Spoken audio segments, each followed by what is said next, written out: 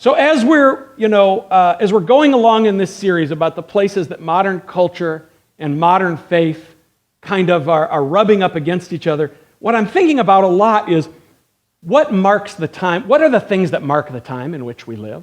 If you lived at a different time, you would be experiencing the world. If you lived 200 years ago, 1,000 years, you would be experiencing the world completely different than you do. What are the things that mark the time? That's what I'm wondering about. What are the things that mark the time in which we live? Most of the things that we're thinking about in this series are fairly obvious if you just pause and wonder what things are dominating like our societal conversations. And one of the most obvious to me is simply this: confidence in authority. Institutions that have authority, leaders that have authority, confidence in authority is crumbling all around us. In religion, in academia, politics, business. The idea that truth is vested in certain positions of authority, that truth is vested in those positions of authority, and you can always count on truth from those positions of authority and those people in authority, is now largely scoffed at. There was a day when a natural trust and respect was granted to people who were politicians and religious leaders, leaders of business or academic institutions, but that has been eroding for some time. A simple way to say it is that we've all become a good bit more jaded about those in official positions of leadership and about institutions. And I think it's kind of interesting to wonder where all this started and how it has progressed, because it's very obvious now in Western culture and certainly in American culture. And I'm not an expert on the history of where all this comes from, but I would say that the faith in, for example, just to take one example, I would say that faith in the American political system took a huge hit with the unfolding of the Watergate scandal in the summer of 1972. That was before some of you were born. I was 10, so I was completely oblivious. But the idea that a sitting president of the United States would be involved in a scandal and cover-up and would tell so many lies was at that time unthinkable. Like, it just blew people away. Like, the president of the United States has been lying and lying and lying to us. Before that, people thought he's the president of the United States. You could trust what he says. Many scholars, however, believe that the biggest hit to confidence in authority in Western culture came about because of World War I. I've been doing some really interesting reading about this. They called it the war to end all wars. Well, there was one battle in 1918, toward the end of World War I, along the Somme River in France, in which 1 million British, French, and German men died in 4 months. 1 million. Try to get your mind around that. The world had never seen anything like it. Before World War I, there was a strong belief in what they used to call the divine right of kings to rule, meaning that their authority came from God, right? There was this strong belief in the divine right of kings to rule and in the authority and wisdom of countries to send men to war. Well, countries are wise and leaders are wise, and they wouldn't send men to war unless there was a good reason, and it was the right thing. We took a little hit to that one, by the way, with Vietnam. But after World War I, no one could pretend anymore that war was virtuous, and the credibility of the kings and bishops and academics who drove the war had evaporated. The Western world was different after World War I. British war correspondent and journalist Philip Gibbs, who was in the trenches in World War I, writing accounts of it, he wrote that not only had men died in the no man's land of the First World War, but that an entire worldview was also shattered there. This is what he said. They had been taught to believe that the whole object of life was to reach out to beauty and love, and that mankind in its progress to perfection had killed the beast instinct, cruelty, bloodlust, the primitive savage laws of survival by tooth and claw and club and axe. All poetry, all art, all religion had preached this gospel and this promise. Now that ideal had broken like a china vase dashed to hard ground. The contrast between that and this was devastating. In other words, he said, all institutions, not just religion, all institutions prior to World War I were saying things like, the world is just getting better. And human beings are just getting better. And there's going to be no end to it. And there was this great idealism, and then World War I came, and it just... Now, I'm not suggesting that the trust in powers never crumbled in anyone's eyes prior to the 20th century, although this probably happened mostly in the eyes of the oppressed prior to the 20th century, like, the enslaved and serfs and the people who were conquered more often than not, simply because in the world as it was, someone else's power usually equated to your powerlessness, and so you didn't trust those powers. But the French and American revolutions in the 1700s tell us that authority came under a different level of scrutiny beginning with the Enlightenment. What happened in the 20th century was that people who thought of themselves as fairly free and as led by decent rulers were led to the slaughter by those rulers in 2 world wars. And that golden vision of a world that could only get better, it evaporated like a mist.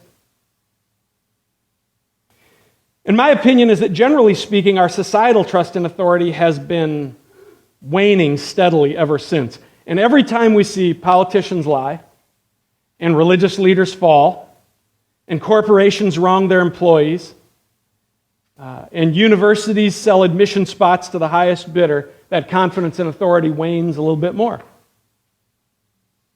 If you ask me what I think the fundamental problem is, why leaders in these various spheres of society keep proving themselves untrustworthy, my most basic answer as a Christian is because we're all sinners. Now, a lot of people out there who aren't people of faith would think that that's a dumb religious answer, but what I mean by that is that there is something in us that makes it very hard for us to resist the temptations to power and money, among other things. The great irony today is that on the one hand, societally, we kind of want to be vague about God and about morality and just say, well, why can't we all just be good people, right? We just need to do that, right? Like when we see these people do these things, especially people who do really egregious things that have really prominent positions of power and authority, we think, why can't they just be good people? Why can't we all just be good people? It's almost a Pollyanna trust in the goodness of man. But at the same time, this is what's interesting, we're all jaded enough now about people that when we put those people into important positions in the various spheres of society, we don't really trust them anymore. We go, well, he's a politician. Or some people might look and say, well, he's a preacher. We've been let down so many times that the stereotypes kind of rule our perception. The corrupt politician, the corrupt pastor, the corrupt CEO, and on it goes. And probably the level of corruption over time, it probably goes up and down. I don't think anybody measures that, but as long as the human heart lacks a way to resist those temptations, there are going to be leaders and institutions that abuse their positions. The very nature of authority in a society is that it projects this. You are supposed to trust us. We're the leaders. So you should listen to what we have to say. But we're not trusting those statements so much like we once did. There's a fascinating story in Luke 20. Luke chapter 20, Luke's gospel, where Jesus gets into an argument of sorts with the Jewish religious leaders about the question of authority. Very beginning of Luke 20. I'm going to read you 8 verses. It goes like this. And now it happened on one of those days, as he taught the people in the temple and preached the gospel, as Jesus did, that the chief priests and the scribes, together with the elders, confronted him and spoke to him, saying, "Tell us by what authority you are doing these things, or who is he that gave you this authority?" But Jesus answered and said to them, "I also will ask you one thing, and you answer me. The baptism of John, was it from heaven or from men?" And so they reasoned among themselves. You picture it, they're like, hang on. How should we answer this question? So they reasoned among themselves, saying, if we say from heaven, he will say, well, then why did you not believe him? Why did you not believe John if it came from heaven? But if we say from men, all the people will stone us, for they are persuaded that John was a prophet. They were like, this is a damned if you do, damned if you don't, right? So they answered that they did not know where it was from. Wait, we don't know. And Jesus said to them, neither will I tell you by what authority I do these things.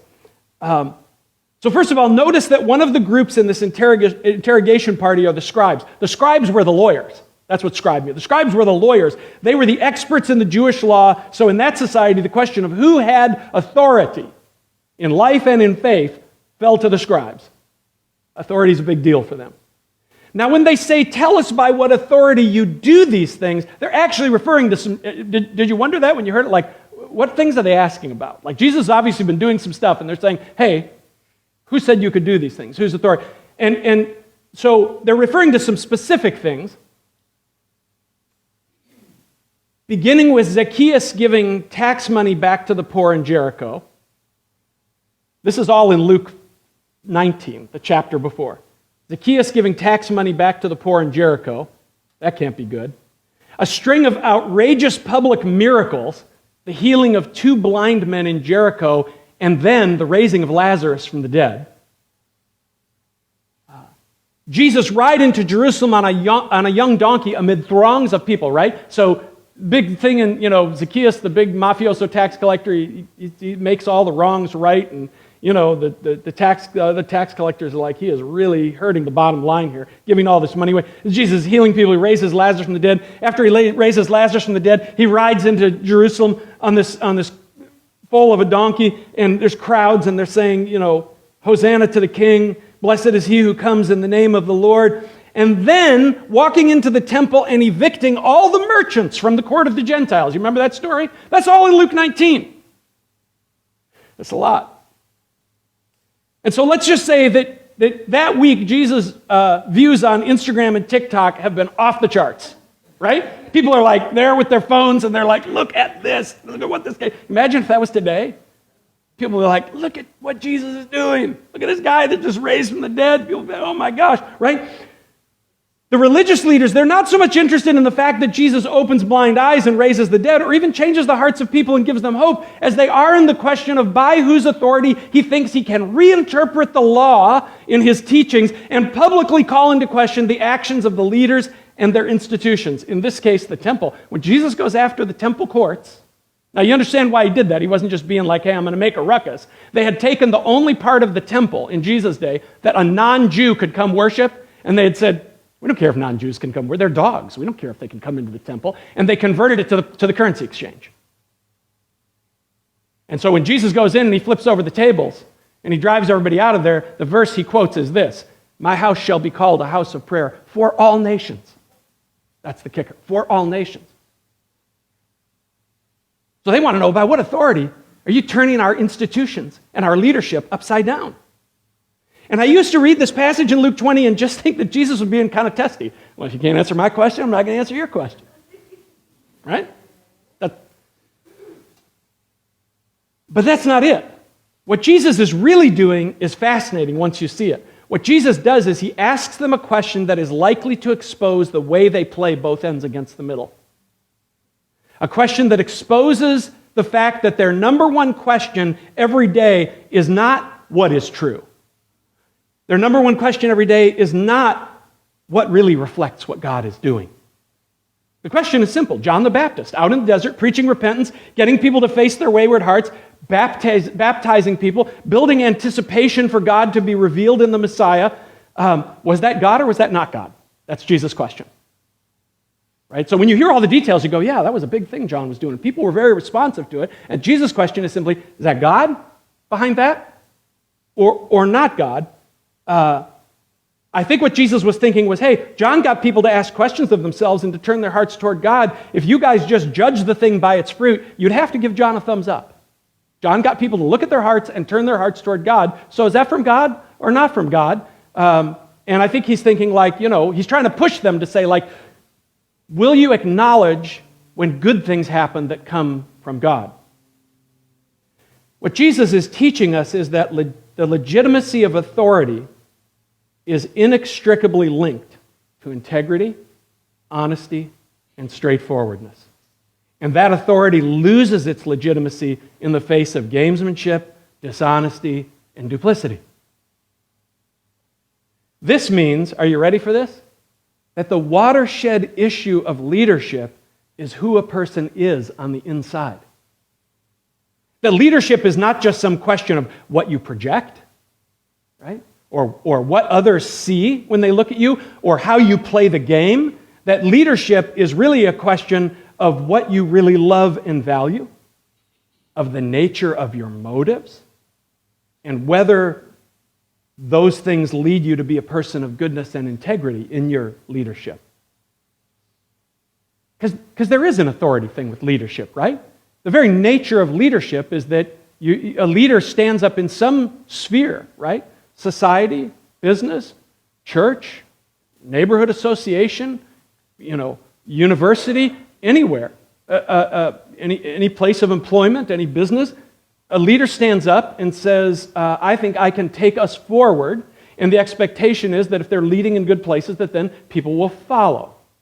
So there is an authority thing with leadership, but Jesus is trying to get them to understand that apart from those things like, integrity and honesty and goodness and right motives of heart, you can't really, your authority means nothing.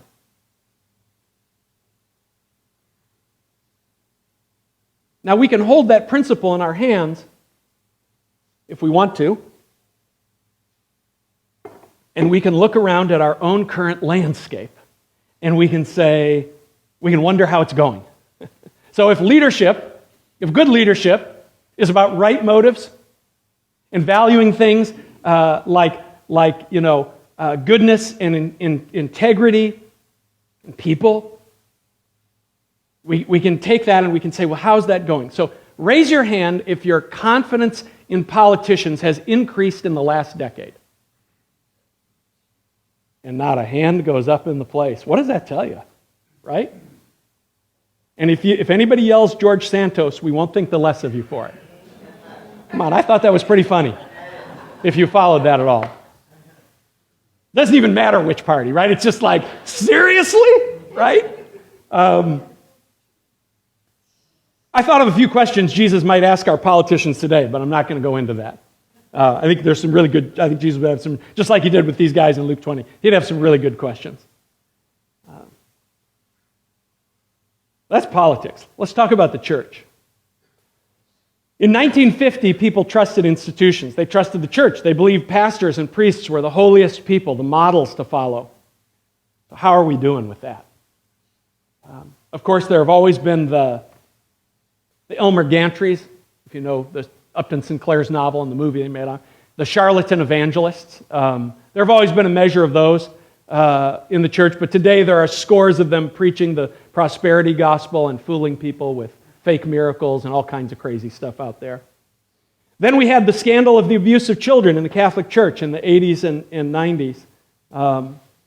Protestants railed against the Catholic Church when that happened. But now that's over, actually, because last year it came to light that the Southern Baptist Convention for decades has maintained a secret list of pastors who abused women and children, who they then moved from one place to another without warning congregations. Sound familiar? They also shamed and intimidated women into not exposing their abusers. And this has been a big public story. You can read these stories in the New York Times and in the Atlantic and in your local paper. Our culture has also lost confidence in Christian leaders because among Christians there is much resistance to conversations and change around issues involving race, issues of the equality of white groups of people. Trust leaders. Good question. Then in the last decade, I know this is the bad news part of the sermon, guys. Then in the last decade, we've watched as big-name Christian leaders have fallen one after another. Bill Hybels and Ravi Zacharias, nationally famous pastors over sexual scandals. James MacDonald and Mark Driscoll for essentially being bullies for being narcissists who abuse others for their own sense of power and financial gain. And then, of course, Jerry Falwell Jr., leader of the largest Christian university in America, was forced to resign a few months ago for being a bully and for sexual activities that I will not describe in a sermon. Now, add on top of this that in all the political falderall of the last few years, too many Christians and Christian leaders have begun to sound very aggressive about what needs to happen in America to get or keep their party in power. Sometimes Christian leaders even advocating violence. You got to understand, here's what I'm trying to say. Culture is watching all of this, right? We're talking about how the modern church, the modern Western culture are rubbing up against each other. The culture is watching all of this. And the information spreads fast. I don't know if you heard. We have this little thing called the internet. Now, I'm not saying that every American is equally aware of every one of the things I've just described, but generally speaking, the failure of the church and its leaders across the culture is not lost on Americans. And as a result, the credibility of Christians in the church has declined massively. Which is really interesting to me because I still know so many Christians, people I love, good people who've been Christians a long time, who are sort of oblivious to this. Like they're still saying, like, why isn't the culture listening to what we have to say? And I want to say, where do you want to start? Because if we live in sort of a Christian ghetto and all our information is Christian, and we just listen to preachers and Christian news and I don't know, whatever, kind of live in that Christian ghetto, you can kind of be oblivious to the fact that all these things have been spread across the land and people are just like, seriously? I thought you guys were like the Jesus people. So now when Christian leaders make strong claims of authority and tell everyone what they should believe and how they should think and how they should live, even a lot of us Christians are like, yeah, whatever, because we don't trust that they are for real, right? That's what I mean when I used that word duplicity earlier, right? Is what you see from someone, who they really are, is that the same thing? What is inside them? What do they really think? What do they really value? We're unsure of that with so many people. Well, that question, so my question is this, as a Christian, so now what? This is the landscape. And that question, now what, it probably comes first of all back to people like me, doesn't it? Because I'm a pastor. I'm up here teaching you this morning. I put myself forward as someone who knows something, someone who has something to say about God, about life, about the way to think and live. And not only that, but at LifeSpring, we speak openly and fairly frequently about things like humility, about shared leadership and authority, about integrity, about motives, and about avoiding the love of power, and about faithfulness to one another. I was thinking about this, if I lived somewhere else other than here, and I had to find a church, right, to be a part of, and I was walking into a church to check it out, I would be wondering how a church thinks about all those things. I would be wondering, how does this church think about humility, about leadership and authority, and is it shared? Or is it dictatorial? About integrity, I would be wondering about the motives. I would walk into a church probably kind of suspicious these days, and I'd be like, I wonder what the motives of these leaders are, really.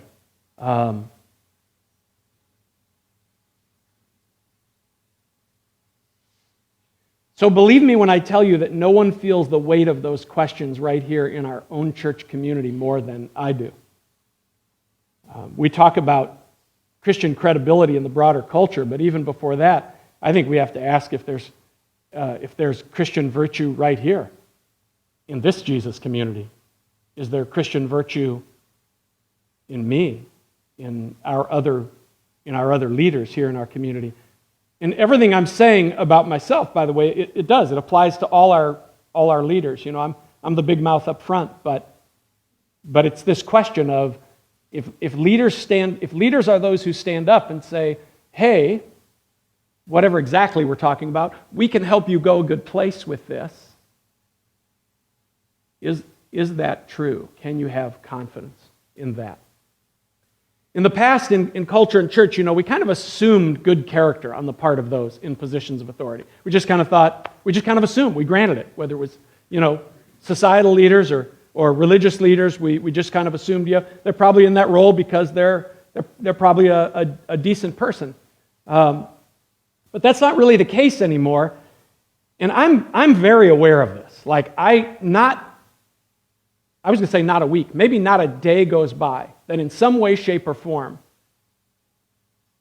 in the back of my mind, this issue of the loss of confidence in the integrity of people who claim to have some leadership or authority is not there with me. And all I can really do is tell you how it's changed my thinking. This is the part of my sermon where I want to say this so well, and I'm not going to, but I'm going to try. I no longer ask, maybe as I once did, do people think I'm a good guy? Do people think I have good motives? Do they think that I'm someone worth listening to or following?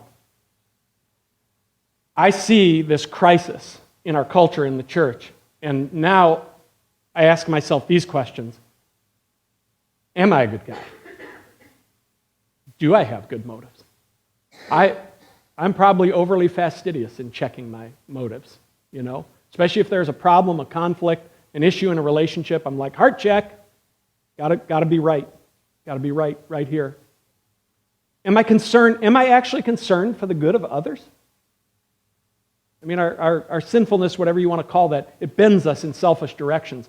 Am I concerned for the good of others? Do I have humility? Do I resist the temptation of power?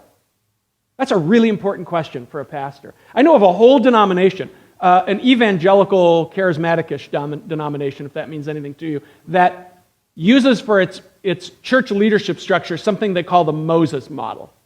And the Moses model is that the pastor is like Moses, and the elders of Israel are under Moses.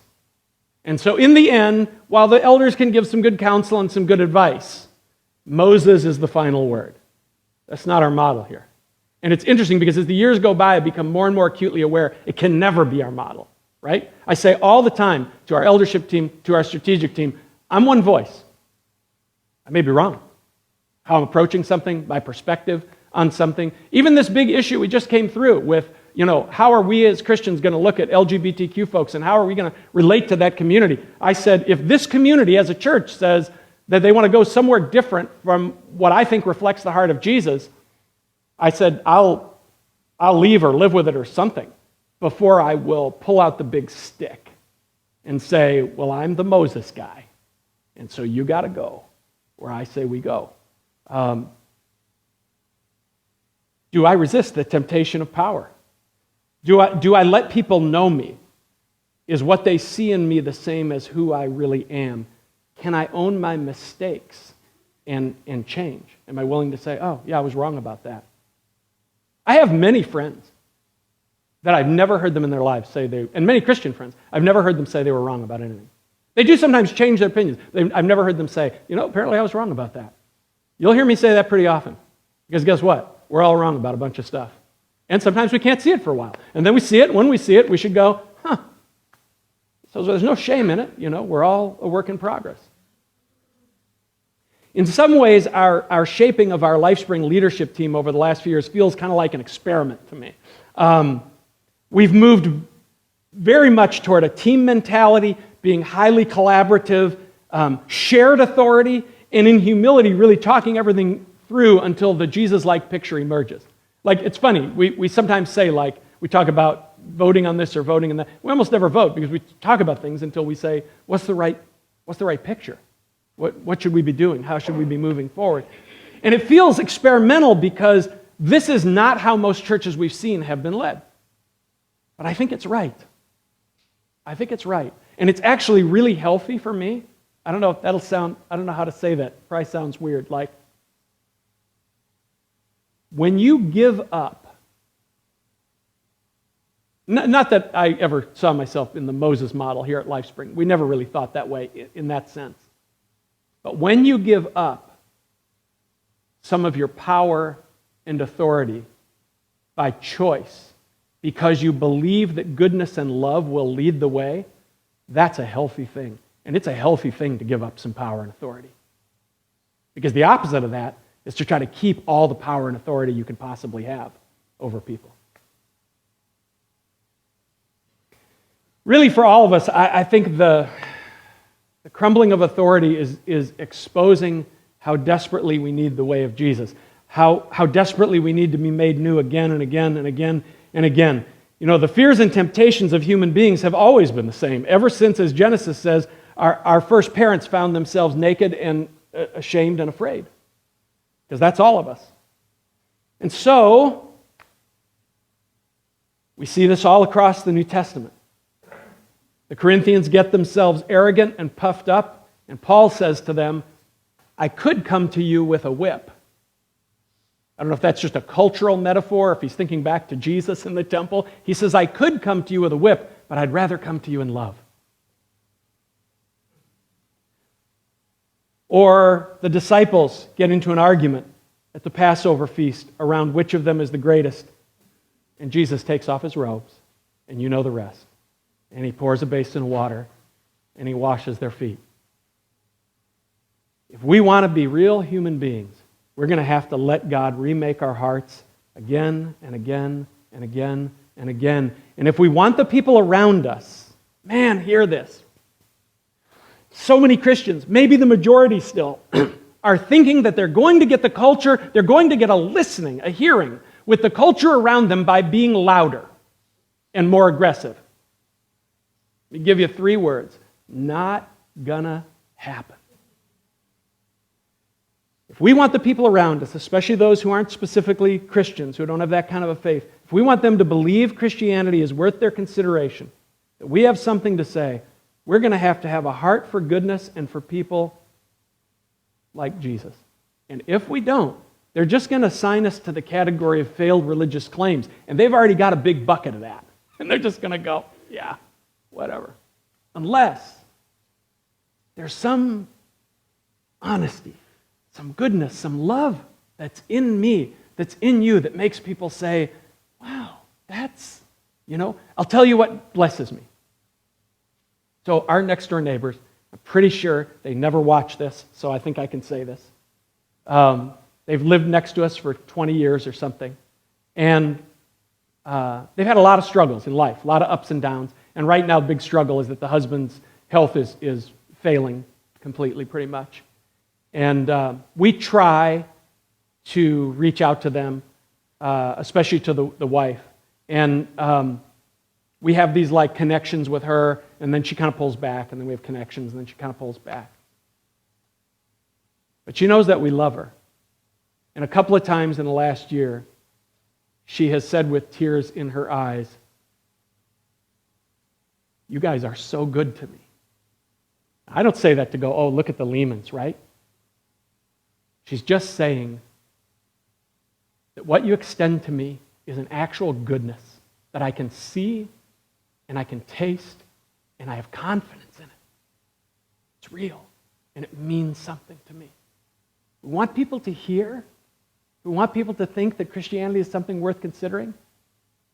That's what they're going to have to taste in us. That's what they're going to have to see in us. It isn't more claims of authority that we need, but rather for we ourselves to be captivated with beauty and goodness. Let it live in us. Let it come through us. That's it. Father, we love you. I'm just thinking of that verse that says, you lead us in ways everlasting. These are those ways, Lord. It's the fact that it's crumbling around us, Lord, but we can let you lead us in ways everlasting. And right here in this Jesus community, we can seek to let love and goodness and integrity and honesty and faithfulness be the things that rule every day. And I pray that you'd help us to do that. And then maybe somebody will look and they will say, there's the hope over there. There's the life. there's something good I can grab onto that will take me into new life.